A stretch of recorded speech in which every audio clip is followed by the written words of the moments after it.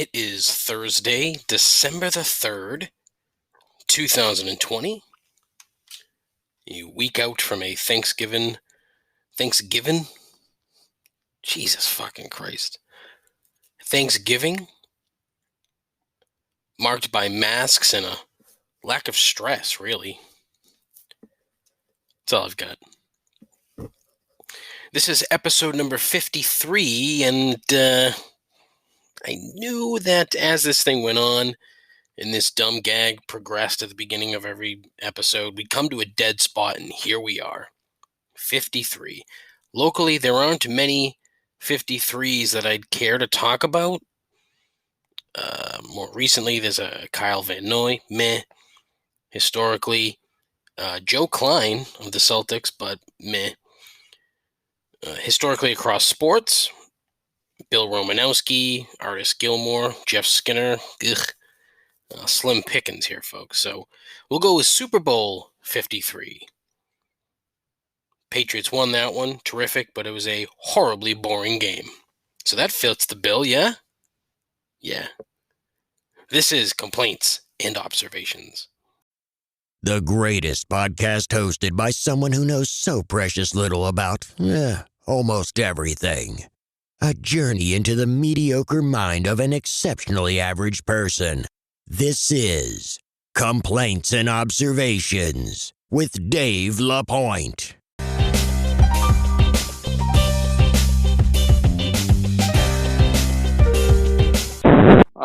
There's a tingling in my trousers and it's not a good one.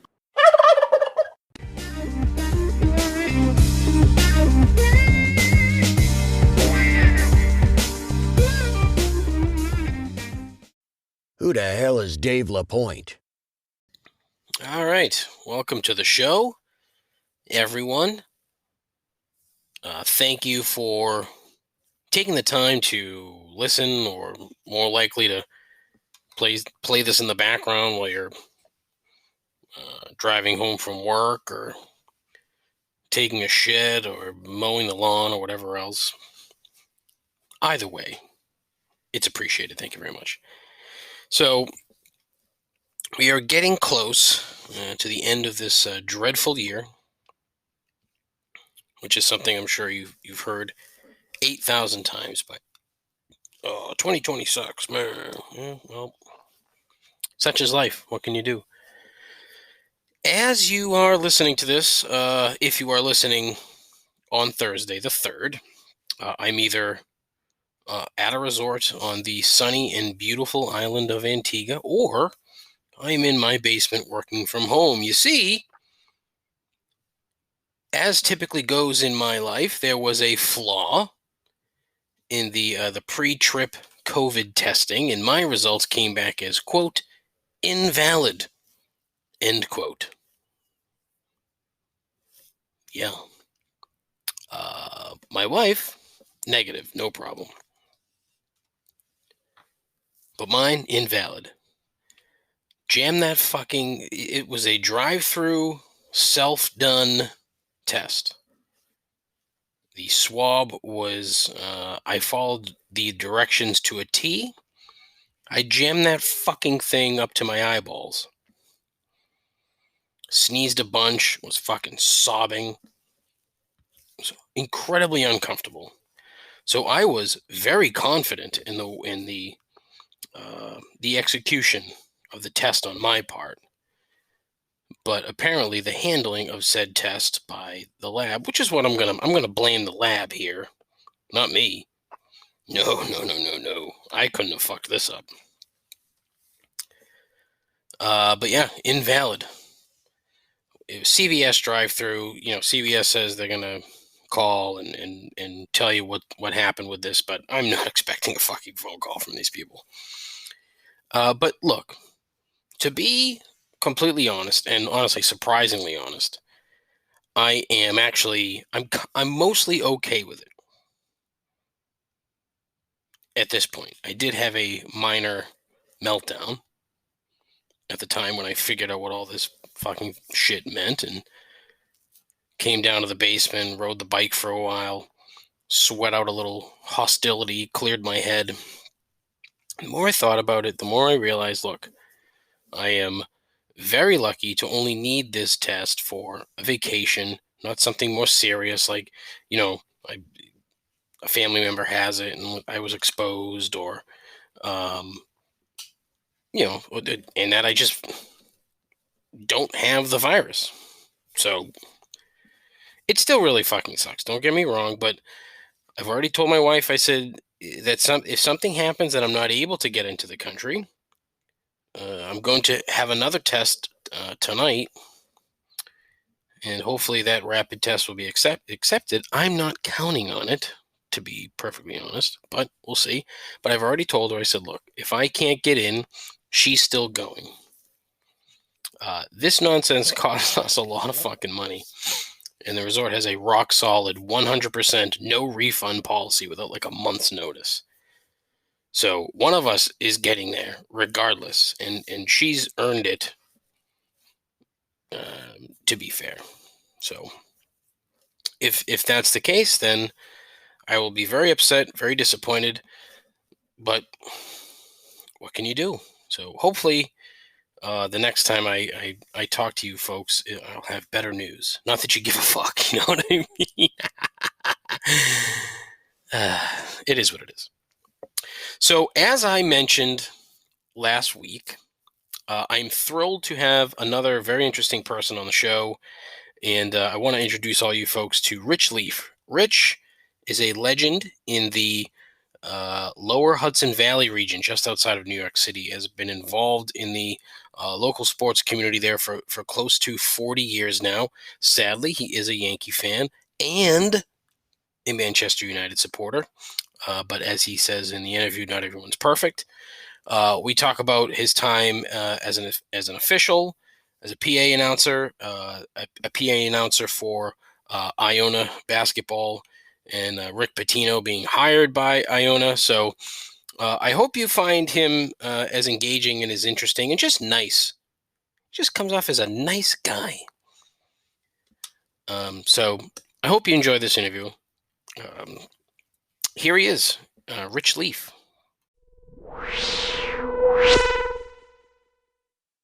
Welcome, everybody. Complaints and observations. I do have a guest today. Very excited to have a guest. He is the voice of Iona Gales basketball. Hold on, let me get this right. The Metro Atlantic Athletic Conference, a 2017 inductee into the Westchester Sports Hall of Fame. More importantly, he was a social studies teacher, retired after 34 years, and I'm certain is a glutton for punishment as he willfully officiates soccer and has done so since 1981. I am absolutely thrilled to have Rich Leaf on the show. Thank you very much for agreeing to participate to this nonsense, Rich. Thank you so much. My pleasure, Dave. Thanks so much for having me. Awesome. All right. So we were connected by my quasi-associate producer and your nephew, Dave Altman. So we'll throw that out into the ether here so that Dave is appreciative. So thank you very much, Dave. As you can tell, I did a lot of serious research for this, and I have found basically that you've been involved in the local community in the lower Hudson Valley area for a long time. And that's why I wanted to have you on the show, because like I said before we started recording, I like interesting people, and you seem like an interesting guy. So Well, thank you. give me just a little bit of background on, how you started. Let's talk about soccer first, because my 4 or 5 listeners don't really care about soccer. I happen to love soccer. So let's talk about how you got started officiating soccer and why you've done it for so long. Well, I started with soccer actually early in my teaching career. I taught middle school, and they started a modified soccer team at the school, 7th and 8th graders, and they needed a coach. And hey, I said, fine, I will. I'd love to coach, and I enjoyed doing it. And I had a very good friend of mine that was on the same floor as me, and he was actually a baseball guy and got involved in soccer officiating. And he said, "Hey, why don't you join us? No practices, no bus rides. Yeah, there'll be some aggravation, but after the game is over, you get in the car and you go home." Okay. And so I took the course and became a soccer official. And have been doing it ever since, and it's something I enjoy. It's great exercise. It's a few bucks towards the end of November for Christmas or traveling or whatever. Yeah. And I just kept doing it. I was president of the local officials association for many, many years. Just stepped down last year. And interesting that I'm on with you tonight because yesterday at this time I was wrapping up the 2020 season, which started late because of the COVID pandemic and thus ended late. So I got in about 25 games, and I think I left it all on the field, as they say. I probably, if I had to do a game tonight, I probably couldn't have done it. The old legs are a little sore, so it's great to be sitting here nice and calm talking with you, Dave. Yeah. So how did this season go? I mean, obviously there were probably some challenges and some hiccups along the way. Well, there were a lot of challenges, and everybody involved, especially the kids and the coaches and the athletic directors and the officials, had some obstacles, had some challenges. I'll be very honest with you. After the first couple of weeks, I was ready to pack it in. I was not enjoying it. We were wearing masks. Yeah. I found it tough to run and breathe in a mask. My glasses were fogging up. Yeah. Now, some people would say, well, your eyesight is the same, whether your glasses are clear or they're fogging up, and they might be right. Yeah. But after looking around on Amazon and everywhere else, I did find a solution that I could put on the glasses before the game, and they would prevent that. So that was a plus. And about 2 weeks into the season, I happened to do a terrific game with a great partner, a great varsity game, two great teams, went to overtime, a golden goal, and it more or less rejuvenated me. I said, hey, this is how it was, you know. Yeah. And the first couple of weeks, there was just something missing. But that one game, I think the date was October 24th, if I'm not mistaken. And from there, it was great. I just finished a stretch working 7 out of 8 days in the postseason playoffs that they had. If you had told me earlier in the season I'd be working 7 out of 8 days, I said, no way. But again, just enjoyed it. And the exercise was great and had great partners. And as I say, everybody came together, and especially the kids. Have to give the kids a lot of credit. Yeah. You know, they're out there running around, running hard, wearing a mask, and they did everything that anybody asked them to do. And so we all pulled together and we had a season. So awesome. It was terrific. Yeah, and that's something I've kind of been curious myself about, how these high school kids have been handling this thing. So, but from everything that I've read and heard about, it sounds as if, for the most part, all the kids handle it in a very sort of mature way, which is a relief in some regards, I'd imagine.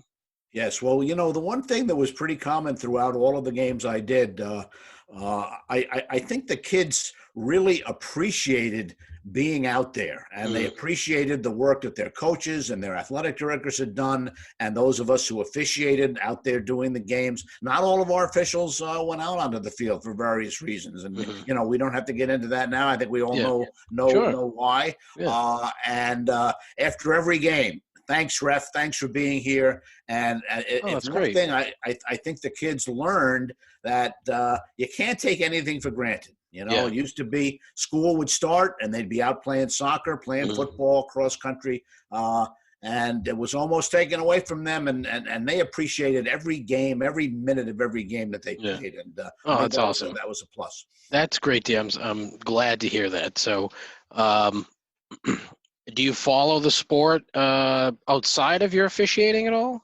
I do. I have followed an English Premier League team, Manchester United. Oh, Rich, I have to end the conversation right now. Don't tell me you're a Liverpool fan. Oh, absolutely. No.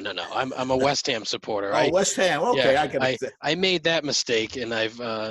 In speaking of gluttons for punishment, that's me there. I decided to support that club for some no specific reason, and I did, and now I'm ensconced in it, and I can't get out. Well, that's great. It's good stuff. You know, Manchester United, I had never heard of them 30 years ago. In fact, I'd heard of West Ham United before Manchester United. And it was one of those things, you know, every time you turned on the TV back then, and there was a Right. soccer game. It was Manchester United. I guess Mhm. like in foreign countries, it would be the Yankees. Yep. And it's funny when you watch a game from England, you see a lot of the spectators wearing Yankee hats. Yes. Very And unfortunate for those people. Yeah. Yep. Yeah. Started following Man United and watching their games. And in fact, last spring, I had arranged something that I've been wanting to do for years. I was all set to go to England and go to a game at Old Trafford, and Yeah. then another one in England, Tottenham Hotspur, watch Mhm. them play Arsenal.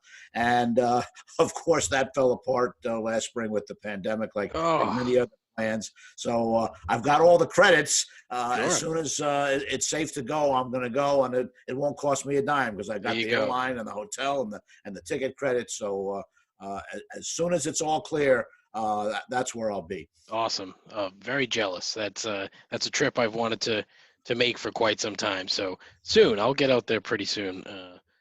Looking forward to that. Good stuff. So sort of to kind of get into basketball now. You've been doing public address for uh, New York Public High School, Section 1. You did that for a while. Um, one of the things that I found very interesting in sort of reading about what you've been doing was you were doing things for Section 1, and then some sort of disassociation happened. And I'm kind of curious as to the impetus behind that, if you don't mind sharing, because I could not find any real information about it. But it seemed that there was some animosity there. Am I incorrect? There was a lot of animosity, and I'm just trying to get my year. This was 2017, 2018. Mm. The Section 1 championships are held at a building in White Plains called the County Center. Hmm. And I've been the voice of the County Center since 1981. Hmm. In fact, that was the main reason that I was inducted into the Westchester County Sports Hall of Fame, because Right. the actual Hall of Fame is in the Is County there? Center. Okay. All right. That's what I It's thought. right in that building. Yeah. Yes. The powers that be, for one reason or another, began to come up with various excuses and reasons why we should not have these games at the county center. Hmm. They wanted control. There's just too many things to go into, Dave. But you're right. There was a lot of animosity, and especially from the kids and their coaches, because if you've ever been to a basketball game at the county center, a high school basketball game, boys or girls, Hmm. for many of these youngsters, it's the biggest stage they will ever be on. Hmm. Yes, we've had some people that have gone on to pro careers, Elton Brand, the Williams boys from Mount Vernon, Hmm. many others. But for the most part, for 95% of those kids, that's the biggest stage they're ever going to be on, playing at Right. the county center. They've been doing it since 1933. Wow. Holy Yeah, smokes. yeah. Okay. It's a part of it, the communities get involved. I mean, it's a Westchester thing, and now it's Westchester, Rockland, Putnam, and Dutchess when they Mhm. expanded Section 1 in the 80s. And so for a year or two, there were no games, and it was a big void, and a lot of people were upset. And yes, there was some animosity involved, but luckily, cooler heads prevailed. And last year, the 2019, or not, I should not, earlier this year, Mhm. 2020, we did have our normal week at the county center. In fact, that was probably the last normal week we had, because Oh, it is that ended on right? Sunday, March 8th. Oh, And yeah. Okay. then I remember on March 9th going around trying to find some hand sanitizer, and that's when it kind of hit me, because you're in the county center all week. I mean, we have games from 3 o'clock until 10 o'clock, like Mhm. being in a gambling casino. You have no idea what's going on outside. Is it Yeah. daylight? Is it nighttime? Is it Sure. raining? Is it snowing? Mm. And so after that last Sunday in the county center, we all kind of realized what was about What to was happen. going on? Yeah. Oh, geez. Okay. Yeah. Very interesting. I got I appreciate you sharing that. That it's weird to me. Again, not being from that area, uh, but having a general idea of how special those types of games and events are for like you said, 95% of these kids. It seemed to me as if, like you said, being up, playing games in that particular arena meant a lot more to the kids than it may have to the administrators and to like the term you use, the powers that be. Well, that's what was so frustrating about it, because a lot of the people that were making the decisions, these were educators, these were Mm. administrators, and they just couldn't see. I mean, basketball in this area, when they start in November and not under normal circumstances, of course, Mm. everybody's goal is we want to get to the county center. Mm-hmm. Not even to say we want to win it all. I mean, that Mm. that would be nice. They give a gold ball, and it's a great ceremony, and it never gets old. But the goal is we want to get to the county center. And then that was kind of pulled away from people. And it was, again, a lot of bitterness, a lot of disappointment. And again, you hate to disappoint the kids. This was something that they pointed to. And luckily, cooler heads prevailed. Some new people got involved. And now it's back. This year, of course, very doubtful, but hopefully when things get back to normal, we'll be back there for our normal week at the county Awesome. center. Yeah, great. Okay. So then obviously you do play a very important role for Iona as the voice of Iona basketball. And I would imagine that right now is a pretty exciting time for the team at the moment. So my question is I'm curious as to, I mean, obviously the thing that stinks is that you're not going to get the same feeling, where you can't spend a ton of time on campus or in the building or anything like that. But what is the general sort of feeling, amongst supporters and amongst the campus as to, going into the new season with the exciting new coach that the school has? Well, when that was announced, and there was a terrific coach there for 10 years or so, Tim Cluse. He won Right. four straight MAC championships. That's literally my next question. Okay, all right. Well, I won't get ahead of myself. But when all right. Rick Pitino was mentioned to be the next coach, obviously, wow, people just couldn't believe it. We're getting a championship coach here, and first thing he said, we want to make Iona the Gonzaga of the East. And he recruited some players and some big name players from around the country, and you knew that the men's games were going to be. I mean, they draw very well as it is, but now with Pitino on the sideline, wow, the tickets are going to be at a premium, and place is going to be packed. It's going to be great stuff, and right now they're scheduled to open up next Thursday, December the 3rd, I think it is, and there'll be no fans. Yeah. But I've been told that they want me there to announce. Oh, they nice. want it to sound and feel somewhat normal for the kids and for the players. And so I'm still waiting to get some direction as to exactly what the protocol is. I have spoken to a few of the people there. I have a little idea, but we'll see. Again, maybe towards the end of the season, we'll be able to allow some fans to trickle in. But it's going to be very exciting. It's a totally different scheduling concept this year. How are they doing that? Is it conference only? Well, they do have a couple of non-conference games next week. Yeah. They will play Merrimack University at home on Thursday, and then that Saturday they will be going to Hofstra. But then it'll be conference play. There might be a non-conference game added on. Yeah. But the way they're going to do it is they're going to play instead of playing a home and home series with each of the other 10 MAC schools, they will play a 2-game home series. So, for example, the weekend of December 11th and 12th, Iona will be hosting Monmouth. Iona men will be hosting Monmouth.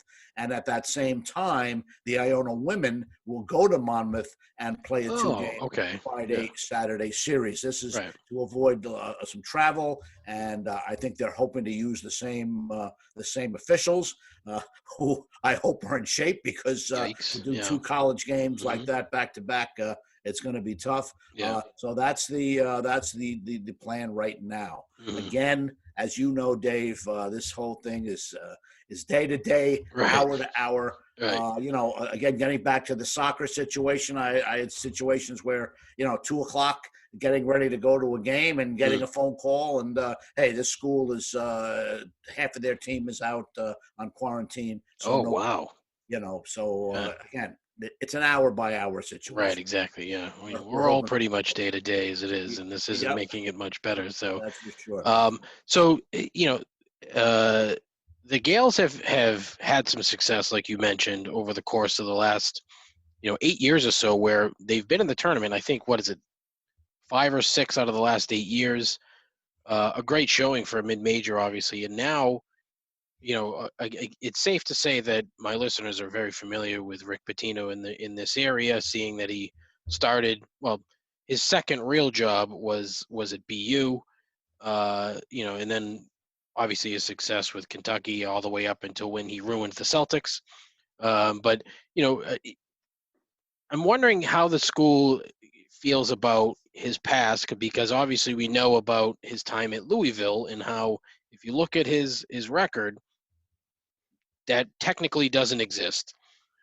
So I'm curious if the school has had any sort of reservations in terms of bringing him in case because as far as I know, there's still some investigation going on. So I don't know if he's going to face any additional penalties, but I'm curious as to anything that you might know about Well, the school and how they feel about it. Well, from what I know, and again, I really, not being on campus and not Sure. actually being an employee of Iona Yeah. College, Hmm. I really don't get into that part of it Yeah. that much. I do know that the new president of Iona College and Rick Pitino had known each other Hmm. way back, and they were friends and they connected. And from let me just say this, Dave. From what I know about the people at Iona College, Hmm. from the president down to the athletic director, Matt Klavosky, and all of the people involved, I don't think they would have hired Rick Pitino if there was something,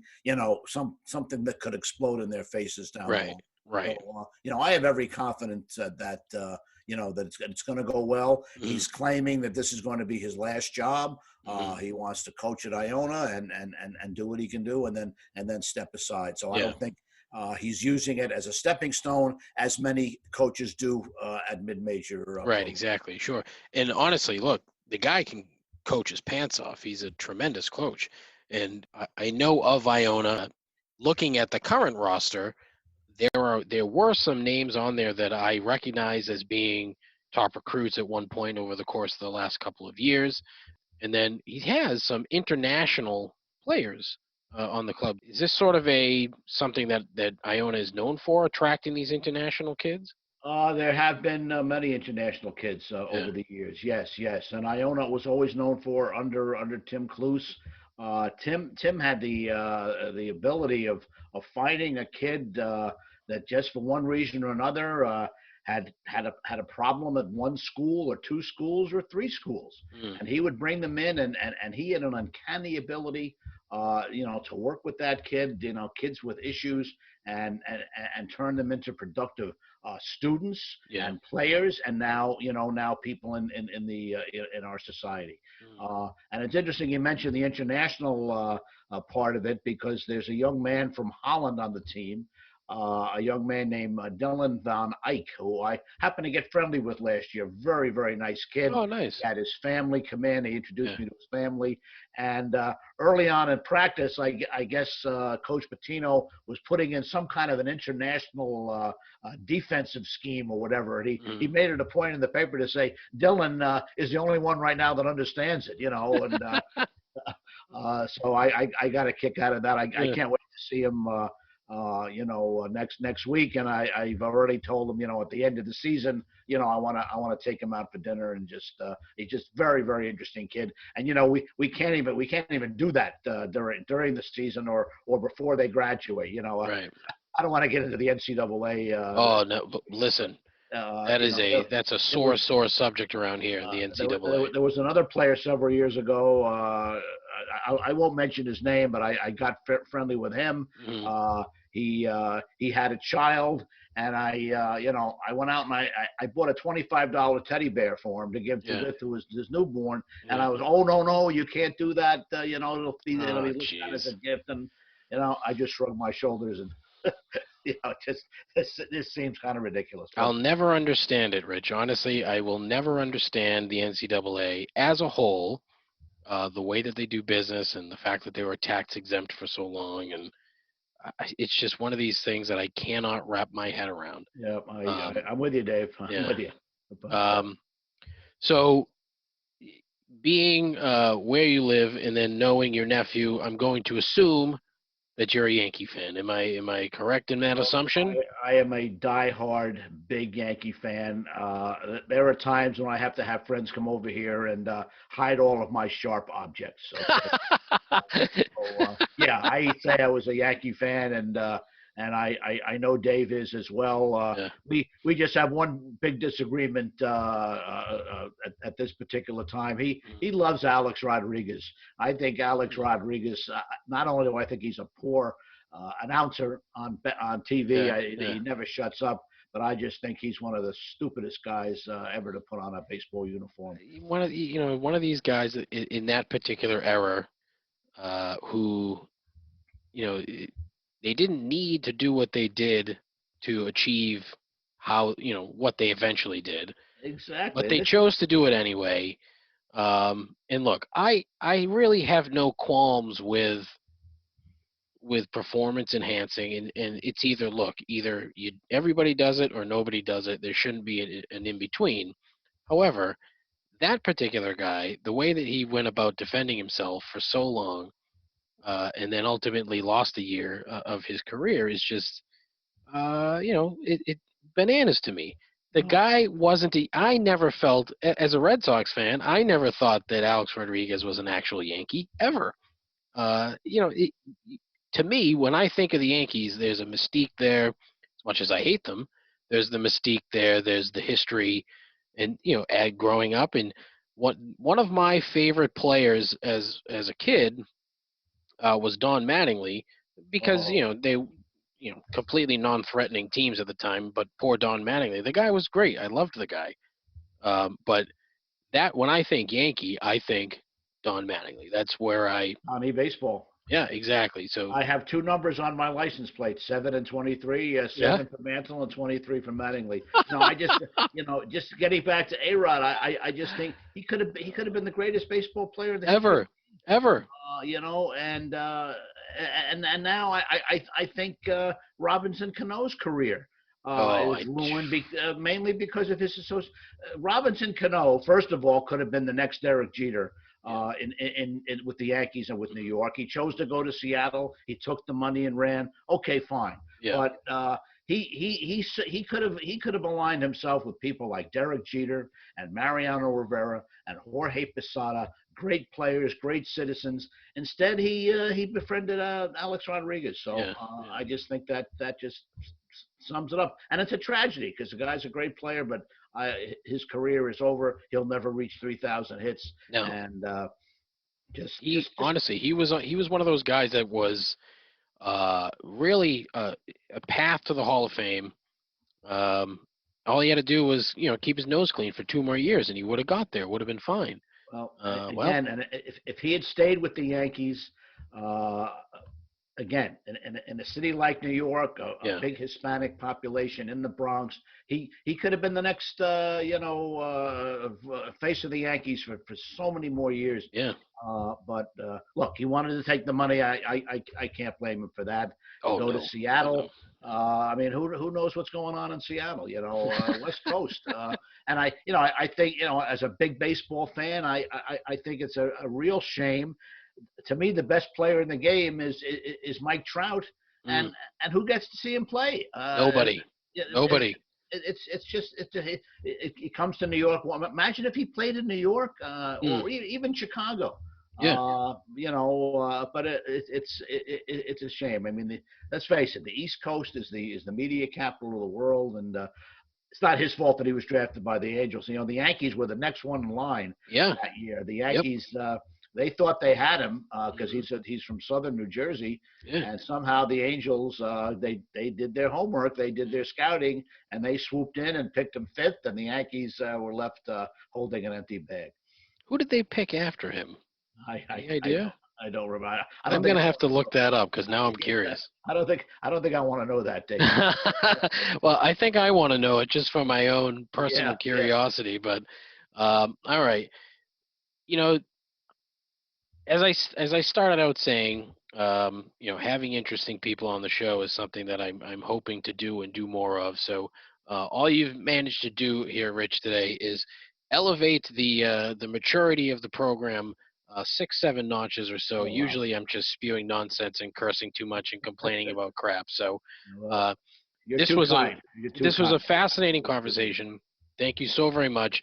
I'm incredibly disappointed that you're both a Yankee fan and a Manchester United fan, but I We can all have look past we all those have some things. faults, right? Yeah, exactly. Yep, exactly. But thank you so very much for taking the time to talk to me. I will probably I will reach out to Dave and I'll let him know when I'm able to get this up on the show. Might not be this week, but maybe next. Okay, great. But what we'll do is make sure that you're able to hear this and some of my garbage before and after as well. So I will be a regular listener, Dave. Absolutely. terrific.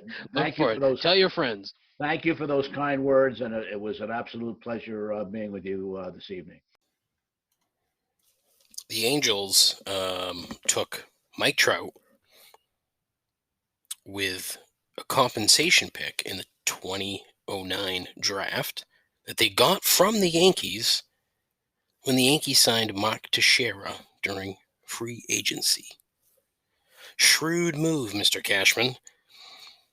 Teixeira's a good ball player, likely be one of these guys that gets more than a handful of Hall of Fame votes when he's eligible next year, but he's a long way from Mike Trout.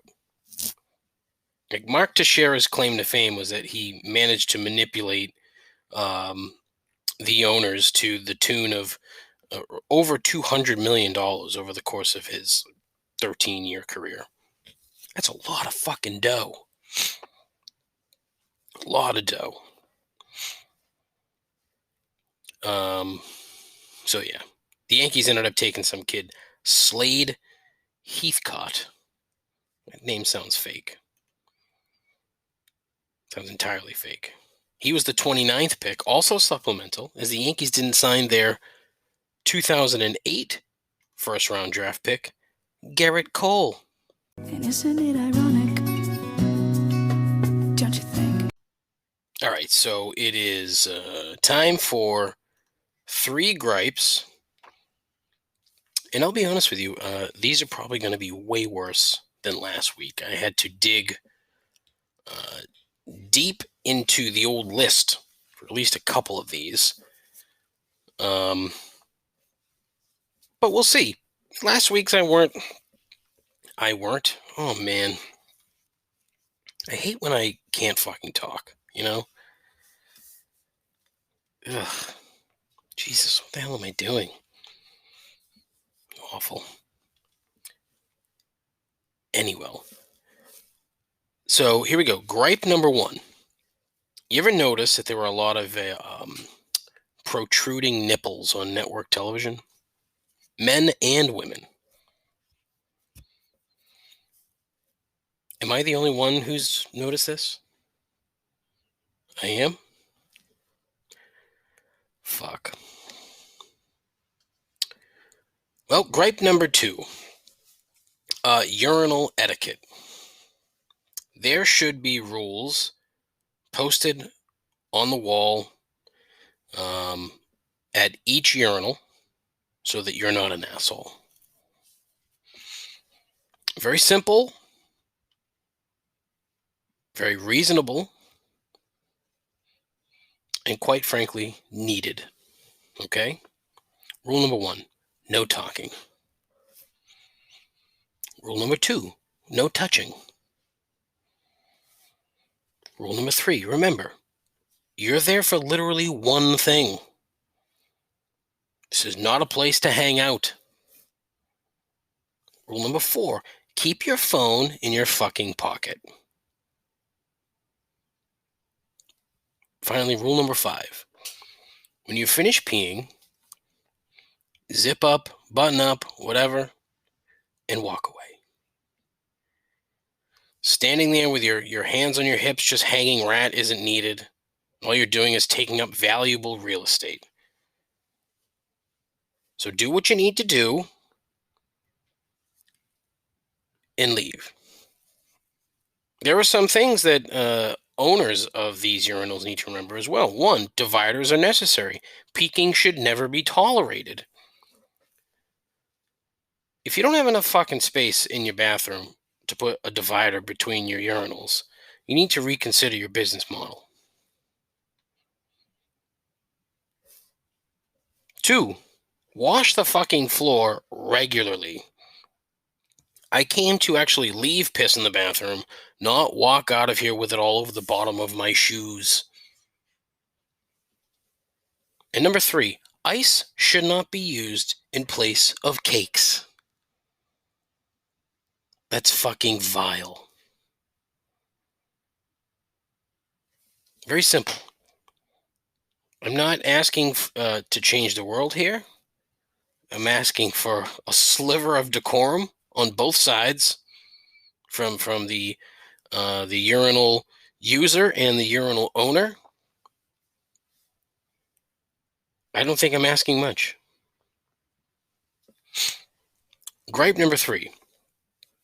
Why is it that now there are multiple subgenres of country music? I'll be upfront. I hate country music. I could count on one hand how many country artists are worth a damn. One hand, maybe 2. Willie Nelson, Chris Christopherson, Dolly Parton, some other people. Just shows how much I give a shit. Please don't say Johnny Cash. Johnny Cash was not good. Okay? Johnny Cash was good by association. All right? Johnny Cash. God. I never fucking got the Johnny Cash thing. Like, good artist? Sure. Like anything beyond that? No. Like, he didn't sing. He talked. That was it. I mean, at least Willie Nelson can kind of harmonize a little bit. But do we really need all of this shit at this point? Like, back in the day, we had country, bluegrass, gospel country, and then there was the offshoot, the Southern rock offshoot. However, it wasn't country. It was just rock by guys who lived in Alabama. Now we've got country, bluegrass, gospel country, and then some other shit. Alt country. What? Pop country, bro country. Something called neo-traditional country. Why? 98% of this is fucking garbage. The general population eats it up like the sheep that they are. There was something on during halftime of the Washington-Dallas game Thanksgiving Day, and I still can't figure out what the fuck it was. It's almost as if the country suddenly had a surplus of banjo and fiddle players, and they needed to stick them somewhere, and poof! Here come a bunch of people with horrific, fucking stupid stage names and cheesy, repetitive backstories playing formulaic crap and making stacks of cash. Look, the masses are asses, and this here is certifiable fucking proof. There are going to be certain times of my life as I grow older where, my age will I don't know, come through. That's not the right term, but where my current knowledge of now prevents me from knowing certain things that are going on, such as whatever was being played at halftime of that football game. And the only thing about it was there was a guy with a banjo, and there was probably a fiddle. I didn't see him. Saw the banjo guy, not the fiddle. All I know is it was terrible. It wasn't good music. But look, I can't, because I don't get it. I don't get the country music thing at all. Never have. I never will. If that makes me a grouchy, grumpy asshole, well, so be it. I don't understand. All I understand is that I'm complaining about urinals. But I don't get country music. That's it for the show, folks. I told you those gripes weren't going to be great, but hopefully you listen to gripe number 2 and you consider that moving forward if you have a penis, I guess. If you don't have a penis, I mean, look, you can use a urinal if you want. Be kind of awkward, but at least you know the rules too, ladies. I say ladies as if it's not just it's not a fucking sword fight on the listener rankings here. But that's it for the show. Thank you very much, as always, for listening. It is greatly appreciated. It would also be appreciated if you told your friends about the program. I'm going to have some interesting people on the program, like Rich Leaf, people you didn't know. People that, when you listen, oh, sounds like a nice guy. I'm supposed to have another guest, hopefully in a couple of weeks, that I'm very excited to have on the show. We shall see. Hopefully we can get that arranged. I think you'll enjoy that conversation as well. I'm still reaching out to different people and getting rejected all over the place, but one of these days something big's going to hit. And we're going to take this podcast straight to like number 6,242 on the iTunes charts, which is where I want to be.